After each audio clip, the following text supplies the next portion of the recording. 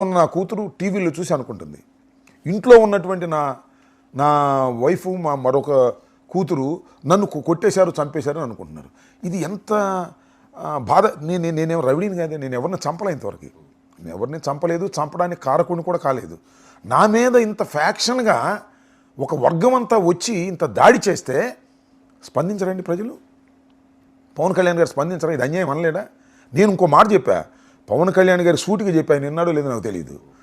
మీరు తెలుగుదేశానికి సపోర్ట్గా ఉంటున్నారు, కానీ మీరు మాట్లాడాల్సిన మాట ఏంటి?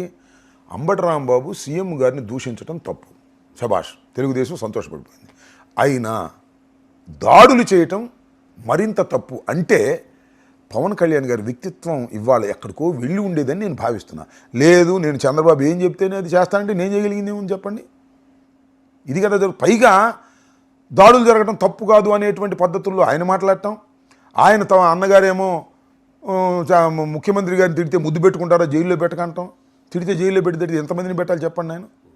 సో ఇవన్నీ కూడా ఒక నాటకీయ పరిణామాల్లో జరిగినటువంటి కార్యక్రమాలు, కుట్రపూరితంగా జరిగినటువంటి కార్యక్రమాలు. అందువలనే సార్ ఇవాళ అందువల్లలే కులాలకు అతీతంగా, మతాలకు అతీతంగా ఇది తప్పు అంటున్నారు. నా కులం బర్న్ అవుతుంది, నా కులం బర్న్ అవుతుంది వాళ్ళ గుండెల్లో. వాళ్ళు వచ్చి నా దగ్గర నుంచోకపోవచ్చు, బర్న్ అవుతుంది.